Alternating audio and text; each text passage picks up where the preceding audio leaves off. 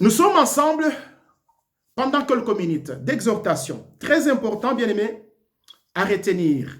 Aujourd'hui, nous allons écouter une révélation. Oui, je parle bien d'une révélation de l'Éternel.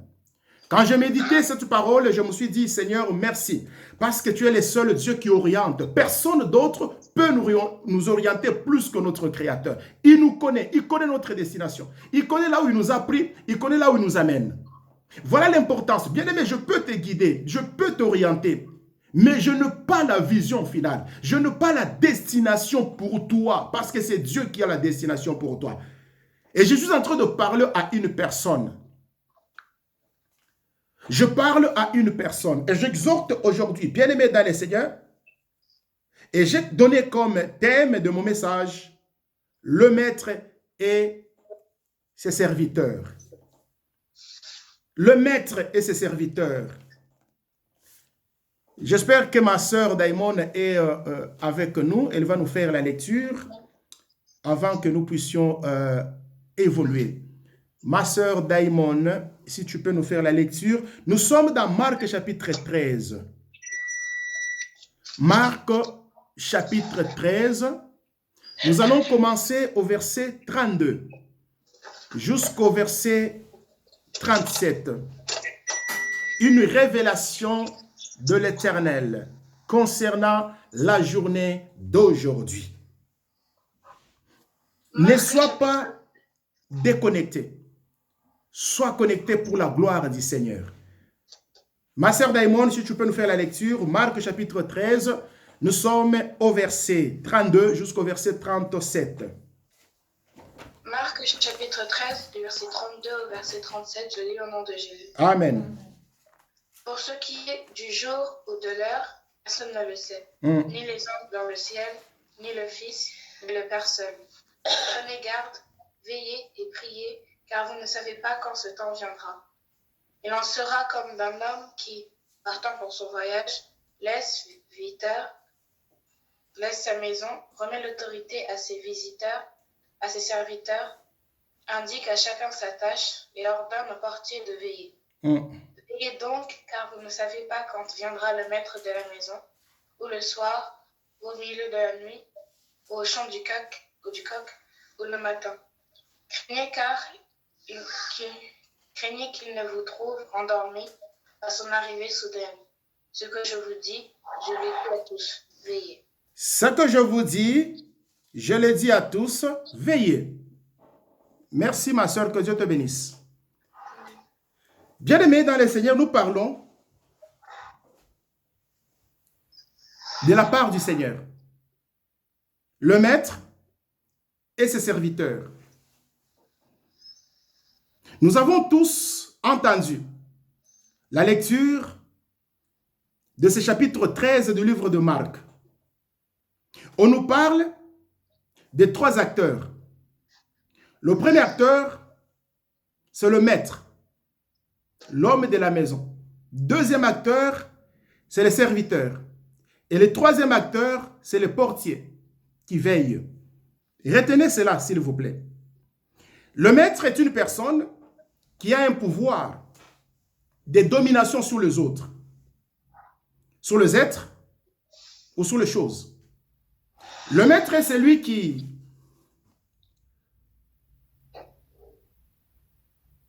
sous son autorité, d'autres obéissent. Il est celui qui a d'autres personnes à son service.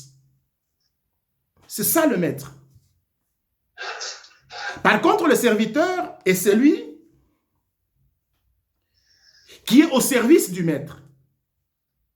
Si moi je suis maître, j'ai des serviteurs avec moi. J'ai l'autorité sur mes serviteurs. Je parle à mes serviteurs et mes serviteurs obéissent. Je parle d'un pouvoir de domination. Nous allons voir cela plus tard. Le maître doit être un modèle pour que les serviteurs suivent le chemin du maître. Nous avons l'habitude de dire, celui-là c'est mon modèle. Tel pasteur, je l'aime beaucoup, c'est mon modèle. Oui, nous avons l'habitude de le dire. Donc, le modèle doit refléter vraiment le bon sens, va montrer l'orientation, va montrer la direction. C'est ça le modèle. Je vous ai dit que le maître est celui qui donne les ordres et les serviteurs obéissent. Je suis en train de parler à une personne. C'est lui qui a la domination et l'influence. Je domine et j'influence. Cette domination du maître à ses serviteurs doit être une domination positive et non une domination négative. Je m'explique. Une domination positive amène les serviteurs dans la bonne direction. Tandis que la domination négative amène le serviteur dans la perdition. On nous parle de ces trois acteurs. Très important, bien-aimé, à retenir. Et chaque acteur a son rôle à jouer. Maintenant, moi, je voulais juste savoir, qui est ton maître? Es-tu serviteur? Qu'est-ce que ton maître a fait? Qu'est-ce que ton maître fera? Et qu'est-ce que toi, serviteur, tu feras? Si réellement tu es serviteur. Je parle à une personne ce matin. Dieu est au contrôle de sa parole. Lorsque nous entendons la parole de Dieu, qui est notre maître? Qui est votre maître? À qui vous obéissez? Qui est votre maître? La parole de Dieu nous parle de ces trois acteurs, le maître, les serviteurs ainsi que le portier. Et chaque acteur joue un rôle, une tâche précise. Nous allons développer toutes ces questions que nous nous sommes posées. Qui est ton maître? Oui, qui est ton maître? J'ose croire que tu te poses la question. J'ose croire que le Saint-Esprit te souffle à l'oreille pour savoir qui est ton maître. Comment ton maître se comporte? Es-tu serviteur? Qu'est-ce que ton maître a fait? Qu'est-ce qu'il fera?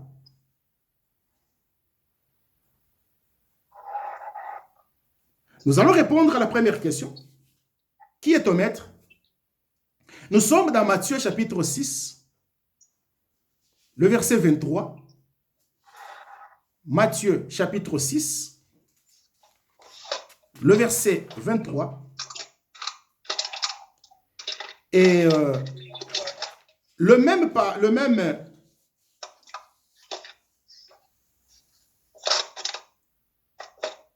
passage, vous le trouverez aussi dans Luc chapitre 16. Là, nous sommes dans Matthieu chapitre 6, le verset 24. Qui est ton maître? Matthieu chapitre 6. Est-ce que notre sœur peut nous faire la lecture, encore une fois de plus? Retenez bien, Marc 13, nous allons y retourner. C'est ça notre passage de base. Notre texte de base se trouve dans Marc chapitre 13. Nous parlons du maître et ses serviteurs. Daimon, si tu peux nous faire la lecture, s'il te plaît. Matthieu chapitre 6, le verset 24. Je lis au nom de Jésus. Amen. Nul ne peut servir de maître, car ou il haïra l'un et aimera l'autre, ou il s'attachera à l'un et méprisera l'autre. Vous ne pouvez ne pouvez servir Dieu et maman. Amen. Nul ne peut servir deux maîtres. Qui est ton maître? Quand tu t'es réveillé ce matin, qui est ton maître? Est-ce que tu t'es posé la question? Quand tu vis, est-ce que tu te poses cette question-là? Qui est ton maître? Ici, la parole de Dieu nous dit, nul ne peut servir deux maîtres. C'est-à-dire quoi? Tu dois avoir un maître parmi les deux. Même Josué avait dit au peuple d'Israël, lorsque Israël commençait à se détourner de Dieu, choisissez qui vous voulez servir aujourd'hui. Si c'est le Dieu des Amoréens, le Dieu de l'Égypte, ou le Dieu qui nous a fait sortir de l'Égypte, c'est le Dieu qui nous a délivrés, ou le Dieu que vous avez trouvé là. Qui est votre maître? Ici, la parole de Dieu nous dit, nul ne peut servir deux maîtres à la fois.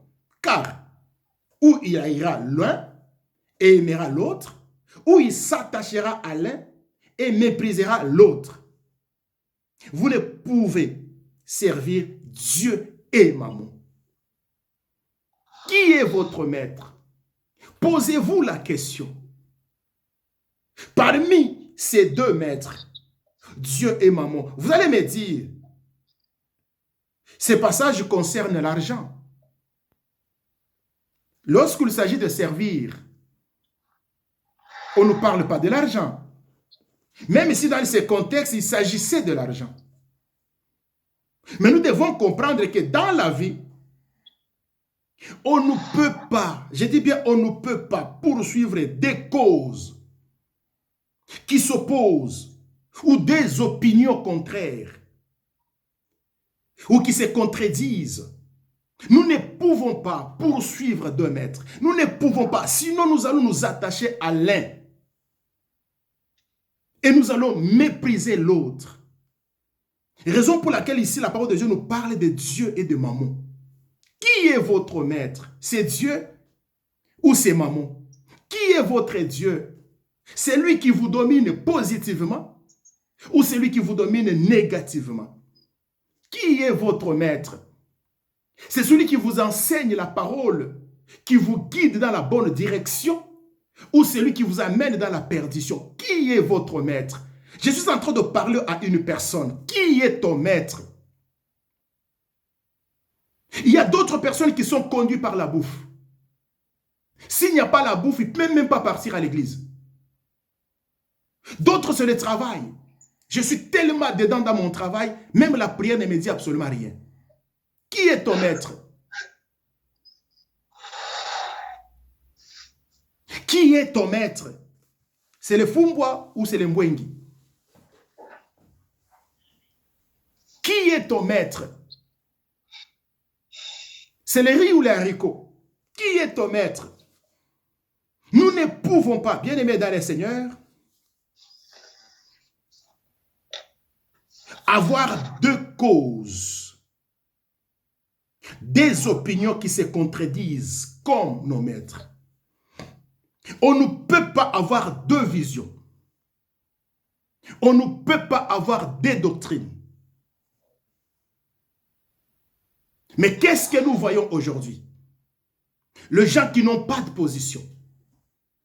Tantôt il est à gauche, tantôt il est à droite. Qui est ton maître, mon frère? Qui est ton maître, ma soeur? Sur l'autoroute, bien-aimé, nous ne pouvons pas rouler tantôt à gauche, tantôt à droite.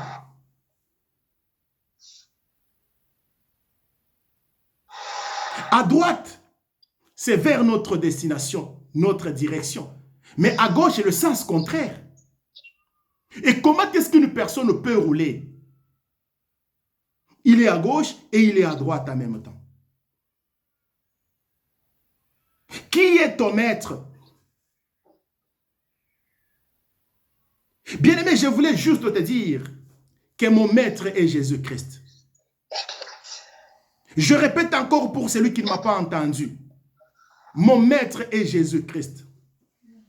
Je ne peux pas servir deux maîtres à la fois. Je ne peux pas avoir deux visions. Je ne peux pas avoir des opinions. Je ne peux pas avoir.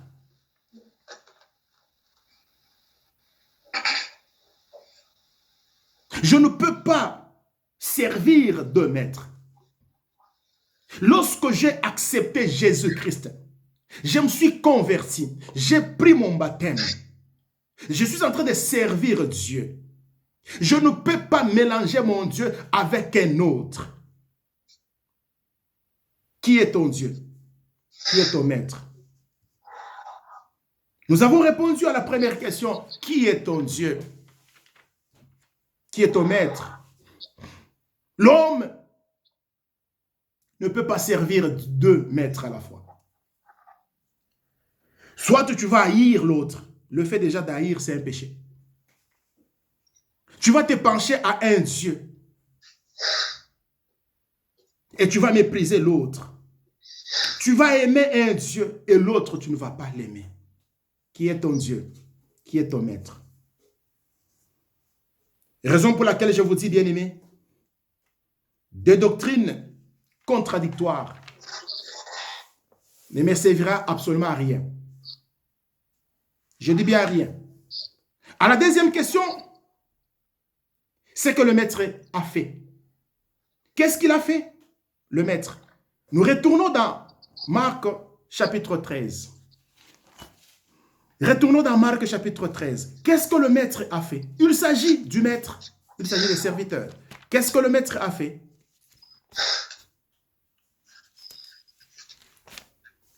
Et cette fois-ci, nous allons lire le verset 34. Le verset 34 de Marc chapitre 13 nous parle tout simplement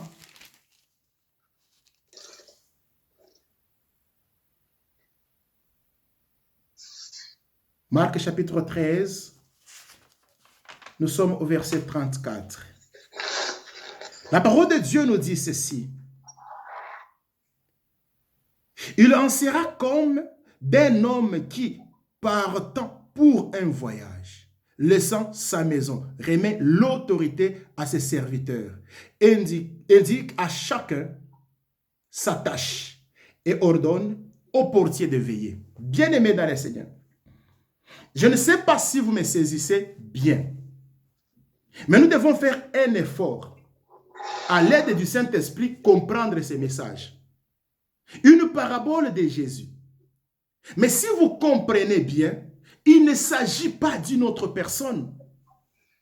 C'est de Jésus lui-même. Voilà la révélation. Il ne s'agit pas d'une autre personne. Il s'agit de Christ lui-même. Je vais vous expliquer. Le maître est parti en voyage. Le maître est parti en voyage. Qu'est-ce qu'il a fait? Il a laissé sa maison. Premièrement, ce que le maître a fait. Premièrement, il est parti en voyage. Nous prenons la parole de Dieu. Nous lisons Jean chapitre 14. Nous sommes au verset 3. Nous allons comprendre de qui Jésus parlait dans sa parabole. Jean chapitre 14, le verset 3. De qui Christ parlait dans sa parabole?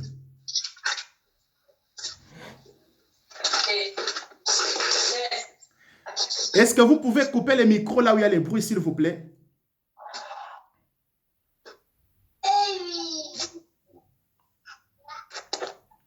Jean chapitre 14, le verset 3 nous dit ceci.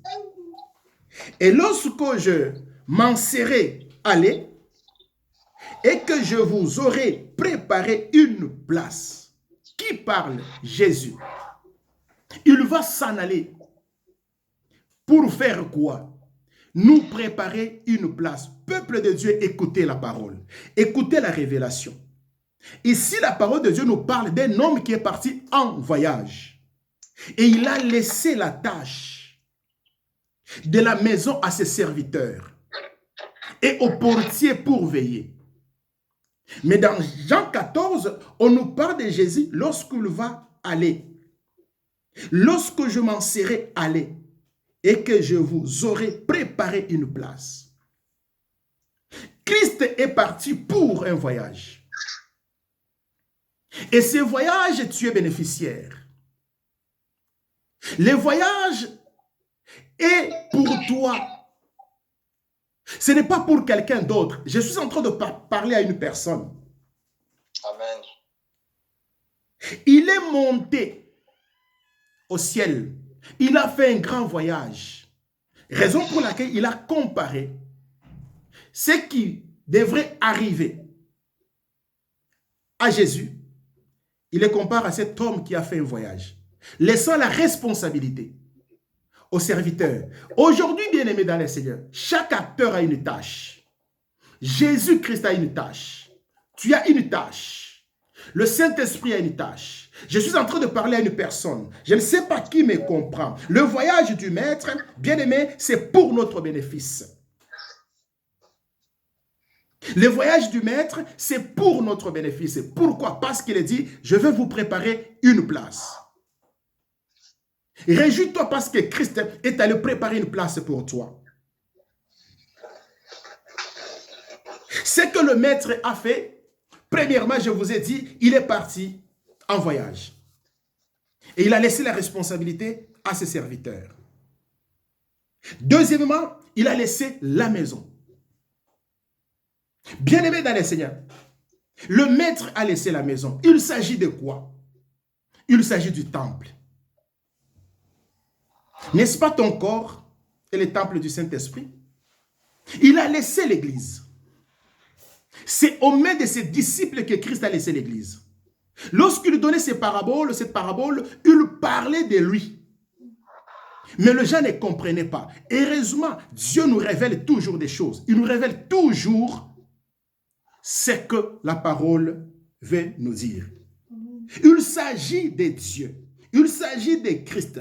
Le temple, la maison que Christ a laissée, que cet homme a laissée, c'est l'église. Bien-aimés dans le Seigneur, nous tous nous formons un corps. Nous tous nous formons l'église. L'église, ce n'est pas le bâtiment. Christ